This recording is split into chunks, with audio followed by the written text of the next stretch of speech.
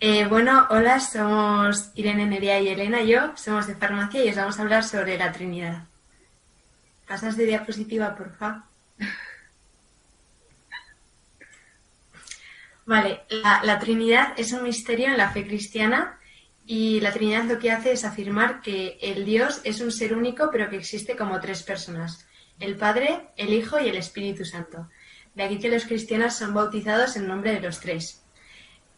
Son tres divinas personas que tienen un obrar que también es inseparable. Dios es tres personas, como hemos dicho. Las tres personas son diferentes, pero van a tener una misma naturaleza. Está el Dios creador, que es el Padre, el Dios redentor, que es el Hijo, y el Dios santificador, que es el Espíritu Santo. Para otras religiones, como por ejemplo son los judíos o los musulmanes, la creencia de la Trinidad es algo incomprensible, porque ellos creen que es como afirmar que es una religión politeísta, es decir, que creen varios dioses como lo hacían en la Grecia o en la Roma clásicas. Y entonces surge la pregunta de, ¿puede la razón humana conocer por sí sola? Es muy importante, por sí sola, el misterio de la Santísima Trinidad. Y es que la razón humana por sí sola no lo puede conocer.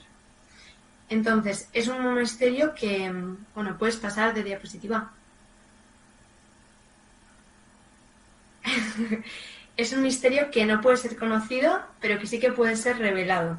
Puede ser revelado por Dios y este nos ha dejado huellas de que es un ser trinitario. Nos ha dejado huellas, por ejemplo, tanto en la creación, de que es padre, no tanto por la creación del universo como que es padre del Hijo. También nos ha dejado huellas a lo largo del Antiguo Testamento, pero sigue siendo un misterio inaccesible para solo la razón humana. Entonces tenemos que tener claro que no es una persona, tampoco son tres dioses, sino que es un solo Dios y tres personas. Esto podría ser algo inimaginable, pero sí que ha podido ser revelable, ha sido revelable por Jesucristo y a partir de ahí puede ser comprensible. Entonces es muy importante que el misterio de la Trinidad es revelado por Jesucristo. Vale, ¿puedes pasar, por favor? Vale, y ahora os voy a hablar sobre el Padre. La vida de Jesús revela su propia personalidad y nos muestra al Padre. Quien me ha visto a mí, ha visto al Padre. Y es que un exegenta alemán, un exegenta son aquellas personas que interpretan los textos de la Biblia, decía que si Jesucristo hubiera podido decir tan solo una palabra, hubiese sido Abba. Abba significa Padre. Y entonces nos pone un ejemplo como de una situación y es una feria de muestra de las religiones. Entonces cada feria tiene como su stand o su logo y nos dice que, por ejemplo, los judíos en su logo hubiesen puesto los judíos es el pueblo elegido. Los musulmanes hubiesen puesto no hay más Dios que Alá y Mahoma. Sin embargo, los cristianos pondrían en su feria, por ejemplo, así decirlo, de forma muy sencilla, solo Dios es mi Padre, como que es el lema realmente importante. Vale, puedes pasar. Vale, ahora os voy a decir los testimonios del Nuevo Testamento. Y es que la invocación de Dios como Padre es conocida en muchas religiones. Es decir, el cristianismo no es la única religión que lo dice, ya que la divinidad se considera como Padre tanto de los dioses como de los hombres. Entonces, en Israel Dios es llamado Padre en cuanto a creador del mundo. También es llamado Padre de Israel y también el Padre de los pobres, del huérfano y de la viuda que están bajo su protección amorosa. Y es aquí donde adoptamos la condición de hijos de Dios. Luego establece una verdad central del cristianismo, que Él es eternamente Padre, en relación a su hijo único, que solo es hijo en relación a su Padre. Entonces la frase, nadie conoce al Hijo sino el Padre, ni al Padre le conoce nadie sino el Hijo, y aquel a quien el Hijo se lo quiera revelar. Entonces, esta última frase de a quien el Hijo se lo quiera revelar, lo va a revelar a través de la oración del Padre Nuestro.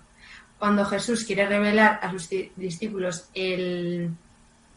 lo más íntimo de Dios, lo manifiesta a través de la oración del Padre Nuestro, en la que nos muestra que podemos comunicarnos con Dios como si fuese nuestro propio Padre. Es decir, lo podemos hacer de forma, teniendo confianza y con ternura, y nos muestra que Dios es un Padre misericordioso, es decir, que siempre compasión por los que sufren y nos va a ayudar. Y entonces nos preguntamos, ¿qué nos revela Jesucristo acerca del misterio del Padre? Entonces, Dios es Padre, no solo en cuanto a creador del universo y el hombre, sino que sobre todo porque va a engendrar eternamente en su seno al Hijo de Dios. Pasa. Vale, luego los testimonios de la Iglesia. En el año 325 el Hijo es consubstancial al Padre, es decir, un solo Dios en él. Luego en el año 381 al Hijo único de Dios, nacido del Padre antes de todos los siglos, luz de luz, Dios verdadero, engendrado, no creado, consubstancial al Padre. Entonces, todo esto de consubstancial es lo de que son tres personas diferentes, pero que van a tener una misma naturaleza. Es decir, es como que las tres personas tienen una misma esencia. Entonces, la consecuencia inmediata de la divinidad y de la verdadera filiación divina de Jesucristo es también nuestra filiación adoptiva a Dios como Padre. Los cristianos somos constituidos como hijos adoptivos de Dios. Nos convertimos en hijos en el Hijos. Entonces, Jesús es el Hijo de modo natural y nosotros de modo participada en el Hijo. Entonces, con esta condición, cuando hemos sido ya hijos adoptivos de Dios, hemos llegado a la plenitud de los tiempos y de la creación. Muy bien, muchas gracias. Muchas gracias, Elena. Muy bien. Ahora Nerea, ¿no? Sí. Muy bien, cuando quieras. Voy a hablar sobre el Hijo. Solo el cristianismo cree en la divinidad de Jesús. Los musulmanes gritaban blasfemia cuando Jesús se confiesa el Hijo de Dios. Para los cristianos, Jesucristo es igual al Padre en su divinidad. El Padre es la fuente y el origen de toda la Trinidad, pero no hay subordacionismos ni modalismos en el seno de la Trinidad, por lo que decían que las personas divinas no son modos de presentarse la divinidad, ni unas están subordinadas a las otras, sino que son iguales en la divinidad. Dios se muestra y manifiesta tal y como es, Padre, Hijo y Espíritu. En la unidad de su persona divina, Jesucristo es verdadero Dios y verdadero hombre, de manera invisible. Él, Hijo de Dios, se ha hecho verdaderamente hombre, hermano nuestro, sin dejar con ello de ser Dios, nuestro Señor. Y pase diapositiva. Vale, sobre esto encontramos testimonios en la Biblia. Es el Hijo eterno del Padre, el Logos, la palabra eterna del Padre, el Verbo era Dios, conforme a quien fueron hechas todas las cosas. Así como se da una unidad entre yo y mi idea, existe entre el Padre y el Hijo una identidad en la naturaleza y una distinción entre las personas. El Hijo procede del Padre. Todo me lo ha entregado mi Padre, y nadie conoce al Hijo más que el Padre, y nadie conoce al Padre sino el Hijo. La igualdad entre ambos procura un conocimiento cierto de la otra persona. Existe un flujo de conocimiento que engendró el Hijo desde la eternidad. El Padre es el pensador, mientras que el Hijo es lo pensado, el Logos, la palabra, y por eso yo y el Padre somos uno. Jesucristo es superior a Moisés y a los profetas. A pesar de la grandeza otorgada a la misma de los profetas, Jesús se considera superior a ellos, al ser consciente de que es el Hijo de Dios. Y por último, es el rostro visible de Dios, la imagen perfecta del Padre. Los mismos apóstoles van descubriendo esta condición divina de su Maestro, hasta el punto de que Tomás, tras superar su incredulidad inicial, exclama confesando su divinidad, Señor mío y Dios mío. Y por otro lado, los testimonios de la Iglesia...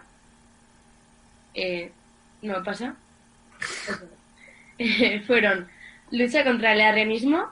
Los arrianos sostenían que Jesucristo no era Dios, sino un hombre divinizado, una persona humana que había progresado hasta rozar la condición divina. Entonces, Jesús no podría salvarnos del todo. Los concilios de Nicea y Constantinopla superan ese arrianismo y confiesan lo que repetimos del credo. Creemos en un solo Señor Jesucristo, Dios de Dios, luz de luz, Dios verdadero de Dios verdadero, y de la misma naturaleza que el Padre. Cristo revela el hombre al hombre, y declarará después al Concilio Vaticano II, que decía, el mejor modo de conocer a la persona humana y sus posibilidades es conocer la persona de Jesucristo, verdadero Dios y verdadero hombre, donde se encarna esa verdad y amor que constituyen la esencia de Dios.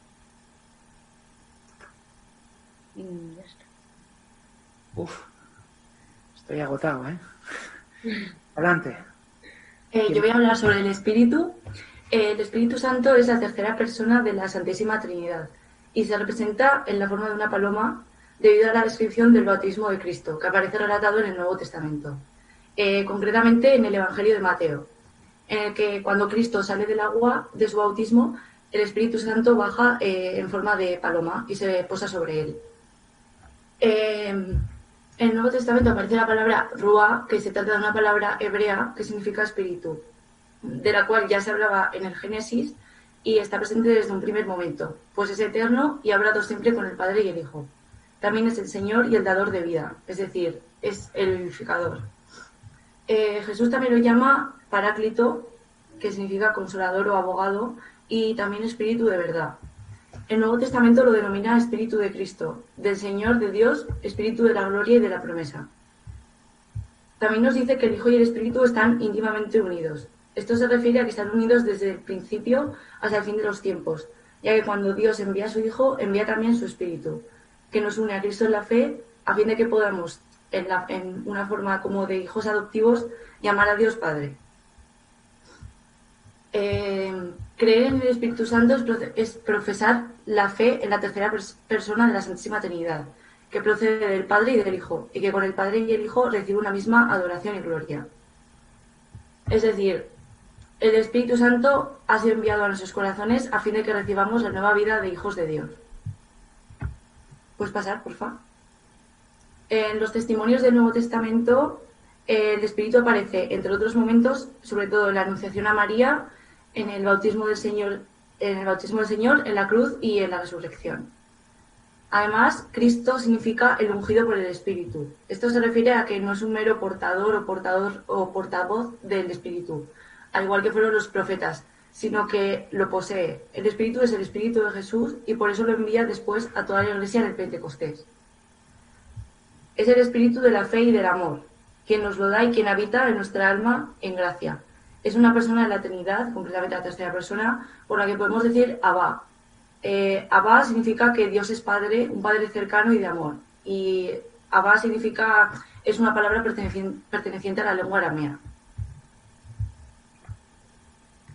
Después, en los testimonios de la Iglesia, se dice que no puede darse un subordacionismo del Espíritu al Padre y al Hijo, como si fuera un ángel o enviado de Dios.